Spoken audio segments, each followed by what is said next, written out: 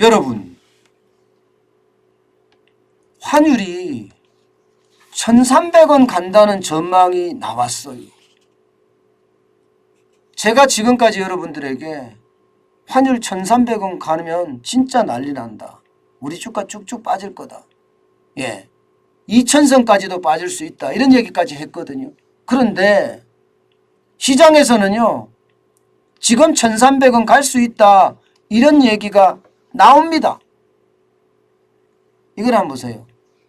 현재 원달러 환율은 1227.1원이에요. 그런데 이것은 미국이 금리도 올리지 않았을 때 1227원입니다. 미국이 연방공개시장위원회가 3월 15일 16일 열립니다. 만약에 여기 시장에서 말입니다. 여기에서 금리를 빅스텝 0.5%포인트를 올린다고 그러면 어떻게 될까요? 저는 올린다고 그러면 결국 말입니다. 환율이 쭉쭉 올라갈 거예요. 1250원도 갈 수 있는 거고요. 그러니까 지금 한국은행은요, 발등에 불 떨어졌어요. 연일 비상입니다. 연일 비상. 이게 우크라이나 사태에 대한 모니터링, 미국의 금리 인상에 대한 모니터링, 또 중국의 경기 둔화에 대한 모니터링. 지금 장난이 아닙니다. 여러분 보세요. 많이 얼마나 올라갔는지. 지난 3월 19일에 2020년이에요. 1285.57을 기록한 이후의 최고치입니다. 2021년 3월 7일에 1227.1까지 전일 대비해서 12.9원이나 올라갔어요. 폭등이죠. 폭등입니다. 그러니까 많은 사람들이 이제는요, 이렇게 가다가는 1,300원도 위태롭다 이렇게 봅니다. 1,300원도 위태롭다. 아이고, 이러면 여러분도 저도 예상하지 못한 엄청난 충격이 닥칠 거예요. 왜 그런지, 왜 1,300원까지 가는지 그 이야기를 이렇게 종합을 해보면 그거예요. 2020년도에 이렇게 많이 올라갔을 때 1285원 거의 1,300원 가까이 올라갔잖아요.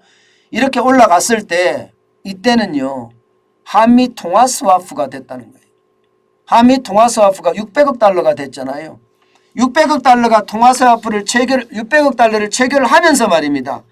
시장에 대한 쉽게 말하면 충격을 흡수했다는 겁니다. 그래서 바로 떨어질 수 있었다는 거예요. 바로 떨어질 수 있었다.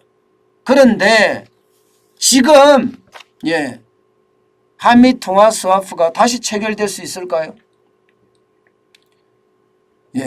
이것은 더 두고 봐야 될 문제기는 해요. 왜냐하면 차기 대통령 내일 선거를 해서 내일 저녁이면 뽑히는 대통령 후보 당선자가 되겠죠. 대통령 당선자. 이분이 누구냐에 따라서 굉장히 많이 달라질 거예요. 누구냐에 따라서.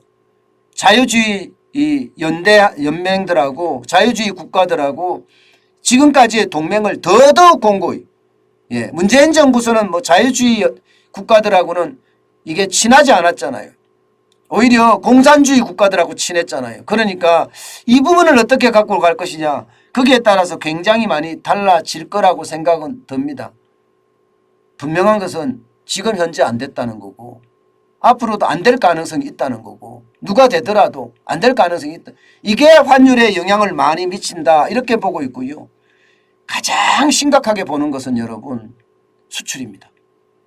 제가 여러분들에게도 몇 번 말씀을 드렸지만 지금 무역수지가 쉽게 말하면 개판입니다. 제가 이런 말씀까지 개판이란 말까지 안 드려야 되는데 그렇게 됐어요.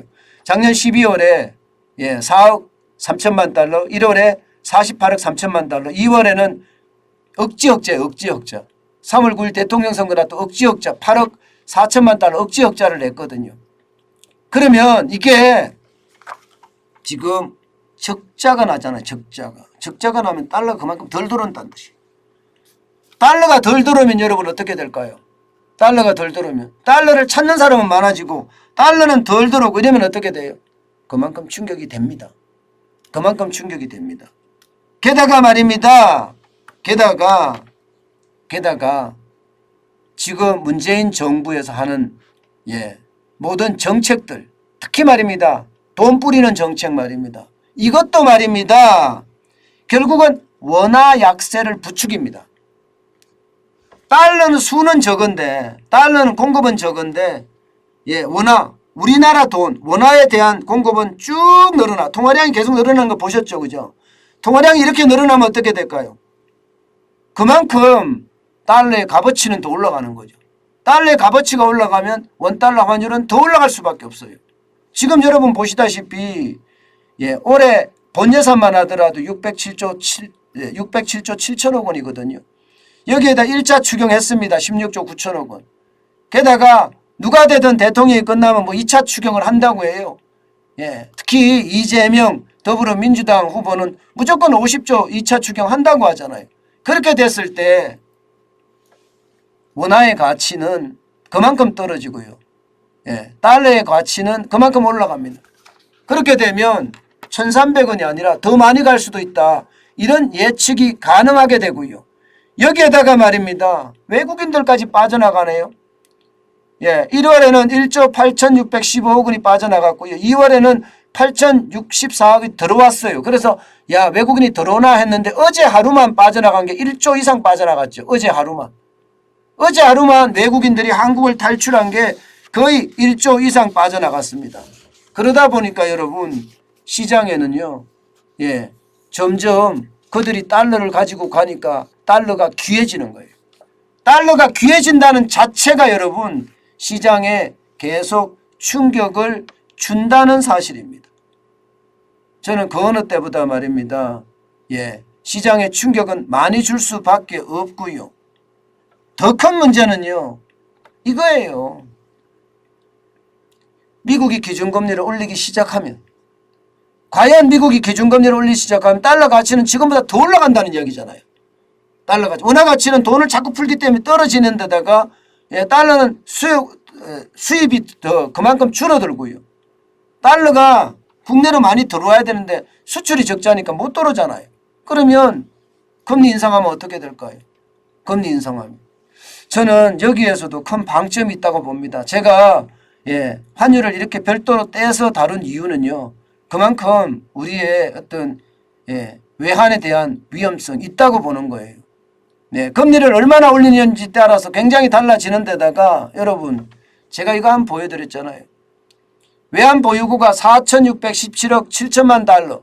뭐 2월 달에 조금 늘어났다고 하지만 2억 달러 늘어난 것도 이것도 제가 봐서는 3월 9일 대통령 선거 놔두고 억지로 올린 거고요. 지금 작년 10월, 11월, 12월, 1월 계속 줄어들었거든요. 10월에서 11월 사이 줄어들었고요. 11월에서 12월 사이 줄어들었고요. 12월에서 1월 사이 줄어들었는데 그 금액이 무려 78억 원인가요? 76억 달러인가? 아마 그렇게 될 겁니다. 계속 줄어왔습니다. 그나마 1월에서 2월이 2억 달러 늘었다고 하지만 그게 늘은 거냐 이렇게 생각이 들고요. 더 중요한 것은 외환 보유액 중에 현금성 자산 비중이 굉장히 낮다는 사실이에요. 지금 전체 액수 중에 현금성 자산 비중은 4.6%밖에 안 된다고 나왔습니다. 그러면 4.6%면 212억 4억 4천만 달러라는 건데 212억 4천만 달러라는 숫자는 여러분 어떻게 생각하면 여러분 이거 충격이에요. 저는 이게 충분히 시장에 충격을 줄 수 있다고 생각합니다. 그 어느 때보다 말입니다. 무슨 충격을 주냐. 외환이 4,617억 7천만 달러라고 하지만 현금성 자산 비중이 적기 때문에 위기가 닥쳤을 때 과연 외환이 그만큼 해결할 수 있을 거냐. 게다가 통화스와프도 지금 한미 통화스와프 다 깨졌죠. 한일 통화스와프 다 깨졌어요. 그런 상태에서 우리 외환이 버텨낼 수 있을 것이냐. 이런 데 대한 우려감도 지금 점점 커지고 있는 겁니다. 게다가 말입니다. 지금 정부가 우리 수출에 대한 것도 저는 가렸다고 보거든요. 2월에 적자가 났어요. 그런데 적자가 안 나게 하려고요. 결국은 에너지 수입을 3월로 미뤘단 말입니다. 근데 이게 3월에 오면 3월 1일부터 3월 10일까지 이게 얼마나 높아질 거냐 이 문제가 생기는데 만약에 진짜 많이 높아졌을 때는 저는 어떤 충격적인 상황도 저는 맞이할 수 있다고 생각합니다.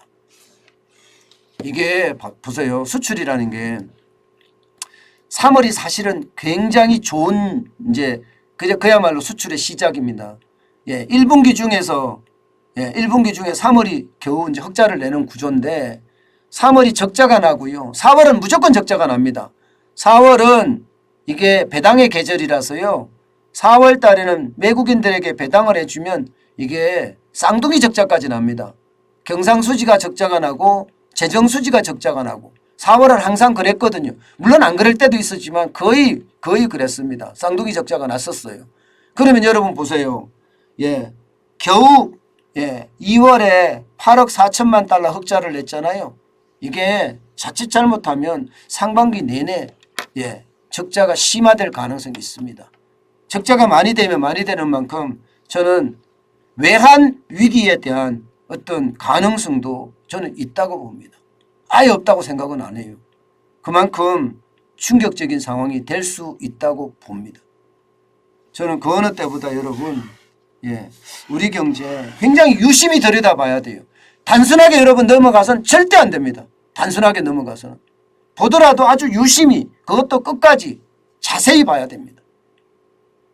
그래서 시시각각 변하는 우리 경제 상황 여러분들 잘 챙겨서 보시기 바라겠습니다.